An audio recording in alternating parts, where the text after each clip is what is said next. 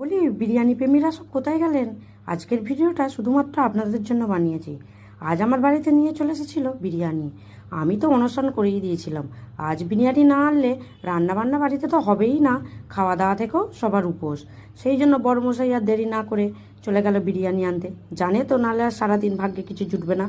আর বিরিয়ানি খেতে কার না পছন্দ হয় বলুন? বিরিয়ানির গন্ধে চারিদিক যেন মোমো করছিল। আমার মেয়েও দেখুন না আর লোভ সামলাতে পারছিল না, যেন পাতের ওপর হামড়ে পড়ছিল। ও বিরিয়ানি খেতে খুব ভালোবাসে। বিরিয়ানি তো বাঙালির একটা ইমোশন, প্রত্যেকটা মানুষ বিরিয়ানি খেতে ভালোবাসে। আর দেখুন লেগ পিসটা যা ছিল না, আর কি যে টেস্ট ছিল বিরিয়ানিটায়, বন্ধুরা কি বলবো, মুখে দিতেই যেন স্মেল হয়ে যাচ্ছিল। বিরিয়ানিটা খেয়ে যেন মন ফান খুব শান্তি হয়ে গিয়েছিল।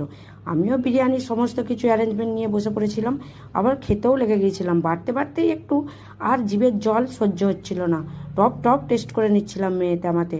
আর ওখানে আমার বর্মশাই দেখে আমাদেরকে হাসছিল। হাসলে কি হবে বাবা, বাঙালির প্রিয় জিনিস বিরিয়ানি বলে কথা। হাসবে তো হাসবে, আমাদের কি বলুন, খেতে আবার কিসের লজ্জা? যতক্ষণ না খাওয়া হয় ততক্ষণ শান্তি নেই। ভাই একবারে আলু পেঁয়াজ সব কিছু দিয়ে মুখে চালান করে দিলাম। ভিডিওটা কেমন লাগলো অবশ্যই জানাবেন।